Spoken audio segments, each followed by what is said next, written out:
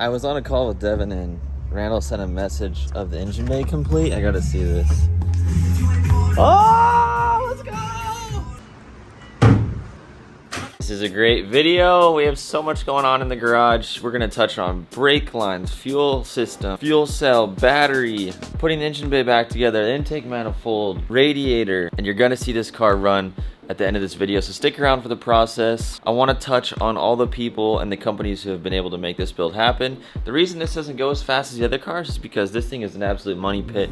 I thought it would pay for itself. It doesn't at all. It's costing me more money than any car I've ever had, so that's why it's going to go a little slow, to be completely transparent. But let's take some time and thank the people who have made this happen, because I've learned about some new custom things and I'm really excited about it. So the first one I want to show right inside here, on this car we have a ton of parts from our friends over at Color Fittings. I'm gonna leave a link in the description for them. They have all these nice and fittings. They even sent us some extras, and we have all we need. ATL fuel cells, that's what's going to be holding the gasoline in the back of the car instead of the factory tank. Inside of that fuel cell there's an AEM, super popular for Subarus, fuel pump. Rad radiator to keep this thing cool, and then we need to build some custom fans for it. Panda Motorworks supplying us with some Cobb 1050 injector dynamics injectors. Chase Bays helping us get this engine bay dialed with all the conversions going from the 05 STi into this chassis. Got to make some things smaller, reroute some things, and they've made the process seamless. We have an anti-gravity battery in the trunk of the car powering this thing. It shaves a ton of weight.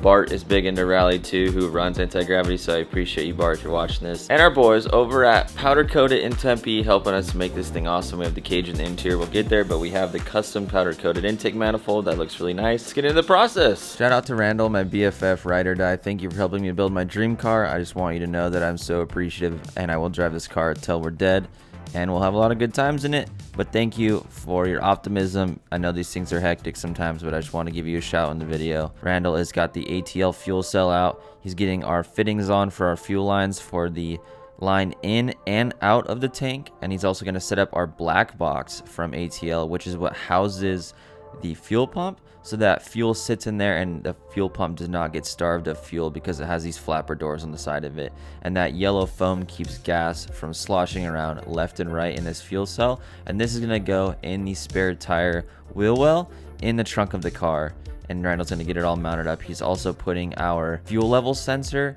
in this fuel cell, which I'll have linked in the description, that works with this car.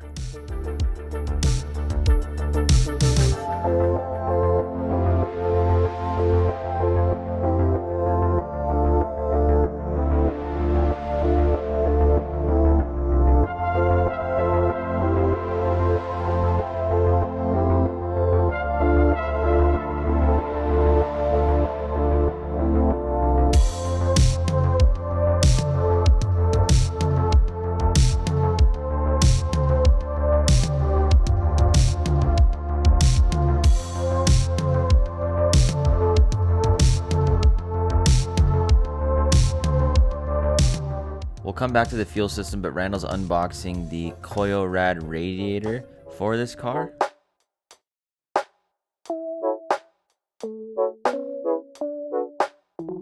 To shed some light on the Rad radiator, this is specific to the older GC and Coupe chassis. So if you're in the market for a radiator, it's a thinner version than the 05 one. That way we have as much room as possible to build our fans, which is not much. I'm a little nervous about it, but I know it's been done over and over, so we'll figure that out. I need one of these for my 2015 STi next, but super nice radiator. Really hyped on it and appreciate the guys at Rad. Fuel cell in the car. Randall's tightening all the bolts down to spec to make sure it's a good seal so no fuel spills anywhere. You don't have any fumes in the car. Wiring in that fuel level sensor back underneath the car. He's running the main power wires since we did relocate the battery to the back. Randall's running all those wires, and then he's going to be touching on some of the brake lines to take the lines to the rear and tap in there, sealing off any of the holes that maybe could get water in them, and then spray painting them black so everything matches with our undercoating. The reason why all the lines and the wires look so good on this car in a lot of areas is because of wirecare.com. They have all the products you need to make sure your wiring is on point.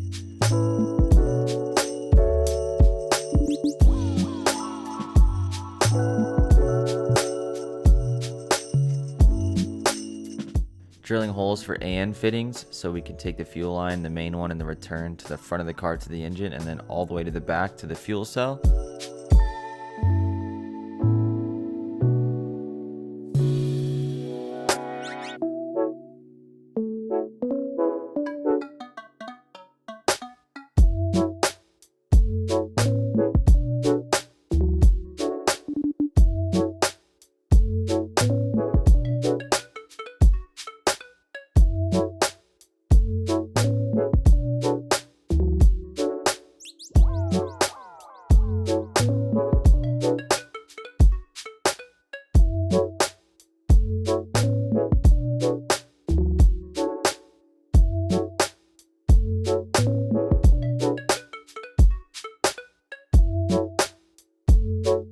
From Panda Motorworks, who saved the day. I'm gonna leave a link in the description if you guys want to order parts like this from them. They're great dudes. I'd known them from the Focus ST project, and then I got to meet them in person at SEMA. I didn't know they had Subaru parts. And I support some rad dudes that sent it on an entrepreneurial journey and love cars, and they're very passionate. And you need some 1050cc injectors, hit them up. I'll leave a link in the description like I said, but we have our little piggybacks to go to our harness on the Subaru platform, and then we have the Injector Dynamics 1050s.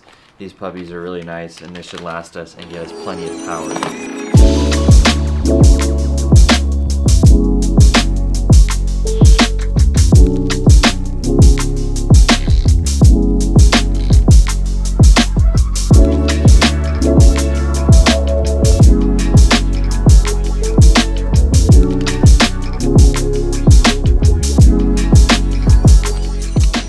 Torque spec on the fuel rail to the TGV is 14.1.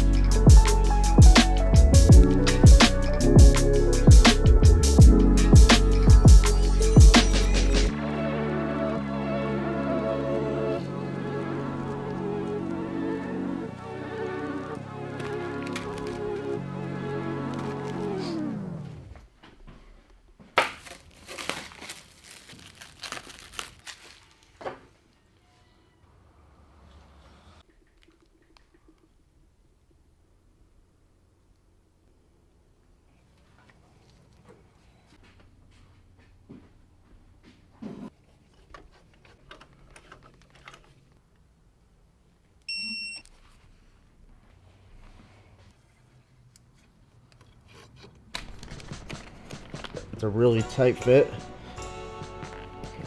So as you can see in there, it's not quite up to the threads yet, so I'm gonna try and hit it up a little bit. And this goes into there, and as you thread it down, this piece goes inside of the hose, and then that inside of that hose kind of expands, and that's what creates the tight fitting.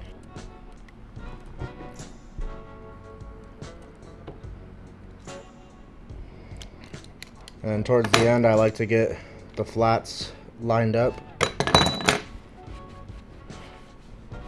so everything looks proportionate and looks good. There's a lot going on, and I want to come back later in the series once the car is running, once I fully wrap my head around all of this, and then explain it in a way that no matter if you've never worked on a cars or you're just getting into it, you can clearly understand what's going on. So let me get through this process, then later in the series I'll come back and explain it in a way that you can totally wrap your head around. All right, fam, it's a big day. Big day. Big day. We got the gas jug. We got our ATL fuel cell. First time putting gas in it. And remember, we're gonna do something different with the sub box. That was temporary for that Sony video. And then we have our anti-gravity battery, that lithium battery. It like weighs nothing. That's gonna be powering the car. You see it start.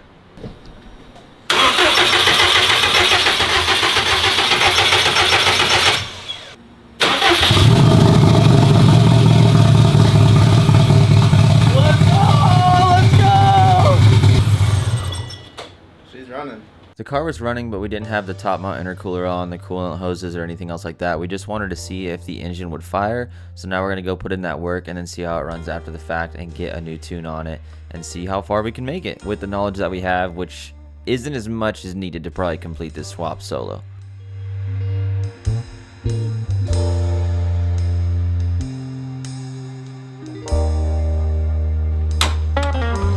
So we're getting ready to put in our Chase base power steering lines. We have one hanging over there. That is our high pressure line. Our high pressure line is kind of hidden. It's tucked up in here, so I went ahead and cut the line so I can get a socket on it. Make it a little bit easier to get off. Bada bing. Fitting. That we'll be putting in on the high side.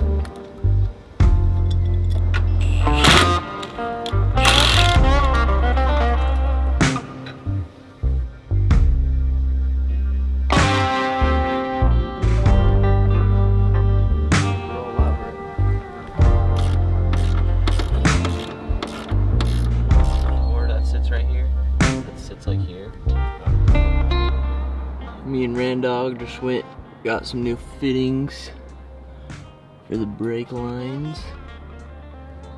We're getting her dialed. So for the brake system, it's a pretty simple setup. We have our master cylinder up at the front, which is what your pedal controls.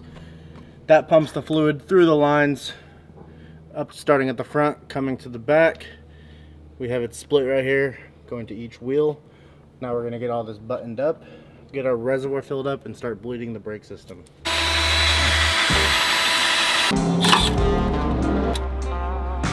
Like that.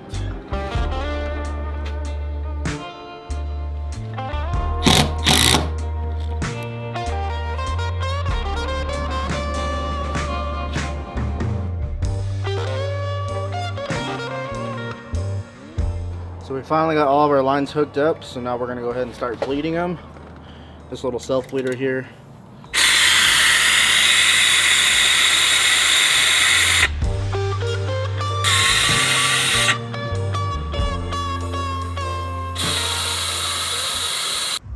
I was on a call with Devin and Randall sent a message of the engine bay complete. I gotta see this. Oh, let's go! How many years later did he say? 16 years later, we got her kind of assembled. Let's go! Sweet! We can just get a little baby filter for now, throw it right there. Build our fan setup. It's got coolant in it for sure. Yep. It's flowing. Yep, it's flowing, just no fan. It's running a little weird with these injectors, but let's see what it does with the intake.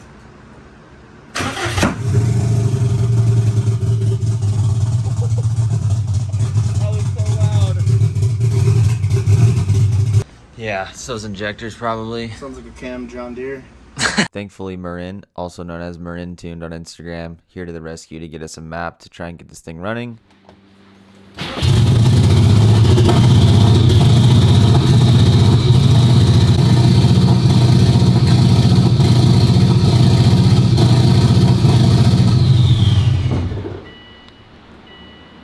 It doesn't sound like a Subaru.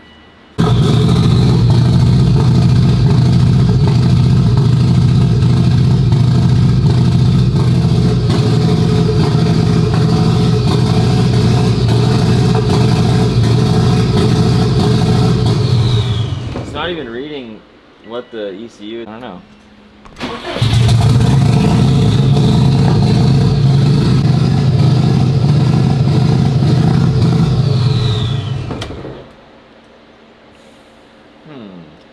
She's rowdy. I'm trying to think of why it's not showing info on here. So what's our current issue? I don't know why the access port doesn't show any information. Like, it shows a steady AFR of 14.7. It shows basically it's not getting any data, so something's messed up or not plugged in. This is where I might need your help if you're out there. If you're in the Phoenix area and you know these engines like the back of your hand, you know how all the routing of the hoses work, how it just operates. as much as I want to say I know about these things and I understand, when it comes to diagnosing and getting this running rather quickly and getting all the details buttoned up, I'm having a really hard time wrapping my head around it, and it's super overwhelming. There's a lot going on. There's a lot of custom stuff, wiring harness moved around. So if you're out there and you're an expert with these and you're in the Phoenix, Arizona area, and you can come over and I can pay you for your time to help me get this running right faster. My favorite way to learn is from people who know things like the back of their hand to help me speed up time, and I can learn things the right way and not build bad habits and have things hooked up halfway and then do it 4 times over. I'd rather just have someone come over and pay them for their time to figure out, hey, this is what's going on. Okay, let's diagnose this, this, and this. So if that's you, please hit me up on Instagram, shoot me a message so we can get this car running, because I know all of you watching want to see it run, want to see it with the wheels on it, get new tires on it, get the paint dialed in, all these things, and I do too, and we're finally to the phase now where we can do that. Commerce Speed's been super busy. We have stuff going on this Wednesday, big announcement. So go to commercespeed.com, enter your email, and we'll be shooting out an email. We're really excited about it. The team's working really hard, but as far as this car, yeah, that's where it lies. For the time being, I'm really happy how the engine bay looks. I love the subtle color from Powdercoat it. I wanted to keep a top mount, of course, because you have to, because you don't have any space for a front mount. You can do it, but it's just hectic. I don't want to do that. I want to get as much air to this radiator as possible, build some nice fans for it so I can drive it here in the summer in Arizona and not have to stress about it getting hot. I'm not exactly in love with this color combo, so I might have to do something later. I like the color fittings gold. I don't like the IAG gold at all, so we might change that later. I need to get this new looking fresh and upgrade. I think Off the Line Performance sells a new one of these that's better. Bunch of stuff we can improve, but for now I'm super happy with just taking that old clapped out 05 STi engine and slapping it in here. We're off to a great start. Thanks so much for stopping by this video. If you guys want to check out a video right here of us swapping the 05 STi drivetrain in, you can click this video right here in case you missed that episode.